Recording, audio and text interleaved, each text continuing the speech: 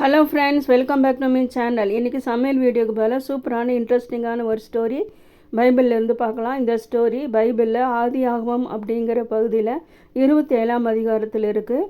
ரொம்ப சூப்பரான ஒரு ஸ்டோரி, வாங்க பார்க்கலாம். இவங்க 2 பேர் ஏசா யாக்கோபு. இவங்களோட அப்பா பேர் ஈசாக்கு, அம்மா பேர் ரெபேக்காள். ஏசா அவனோட உடம்பு முழுது ரோமம் இருக்கும், யாக்கோபுக்கு அந்த மாதிரி ரோமம் இருக்காது. ஏசா அம்மாவோட செல்லம், யாக்கோபு அப்பாவோட செல்லம். யாக்கோபு கூடாரவாசி, ஏசா வனசஞ்சாரி. ஏசா வேட்டையாடிட்டு பசியாக இருக்கும்போது யாக்கோபு கிட்ட கூழ் கேட்கும்போது அவன் உன்னோட சேஷ்ட புத்திர பாகத்தை எனக்கு விற்று கொடுன்னு சொல்லி முதல்ல ஏமாத்திடுவான். ரெண்டாவது அவனோட அப்பா கிட்ட இருந்த ஆசீர்வாதத்தையும் வாங்கி யாக்கோபை ஏமாத்திடுவான்.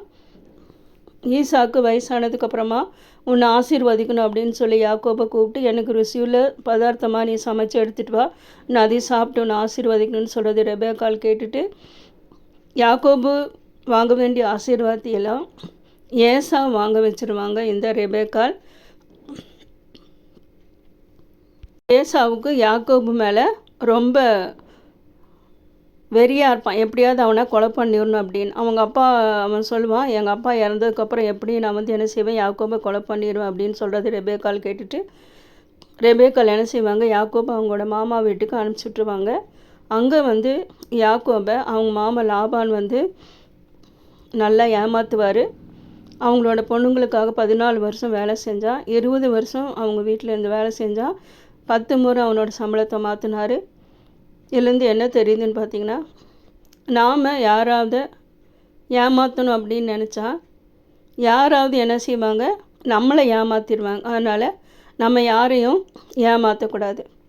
கடவுளுக்கு பயந்து அவரோட கட்டளைகளை கை கொண்டு நம்ம நடக்கும்போது நமக்கு எல்லாமே நன்மையாக கடவுள் மாற்றி தருவார். அதுக்கு தான் இந்த கதை ரொம்ப சூப்பரான ஒரு எக்ஸாம்பிளான எடுத்துக்காட்டான ஒரு கதை. இது பைபிளில் இருக்குது. பைபிளை நீங்கள் படித்து பார்த்தீங்கன்னா உங்களுக்கு தெரியும். இது மாதிரி நம்ம சகோதரர்களுக்குள்ளே நம்ம வேற்றுமை இல்லாமல் ஒற்றுமையாக இருக்கணும். ஒருத்தர் மேல் ஒருத்தர் பொறாமப்படக்கூடாது. யாக்கோபை கடைசியாக ஏசப்பா அவனை மாற்றி நல்லவனாக மாற்றினாங்க. இந்த ஸ்டோரிக்கு வசனம் என்னன்னு பார்த்தீங்கன்னா, உங்கள் பாவம் உங்களை தொடர்ந்து பிடிக்கும் என்று நிச்சயமாய் அறியுங்கள்.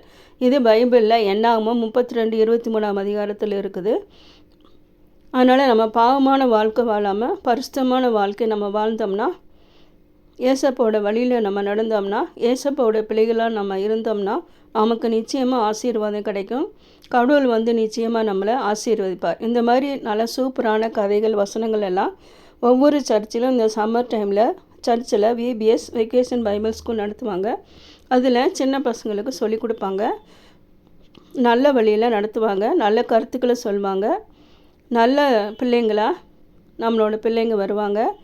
அதனால் நீங்கள் உங்களுக்கு விருப்பம் இருந்தால் பக்கத்தில் சர்ச்சில் நடக்கிற இது மாதிரி வெக்கேஷன் பைபிள் ஸ்கூலுக்கு உங்களோட குழந்தைங்களை அனுப்பி வைங்க.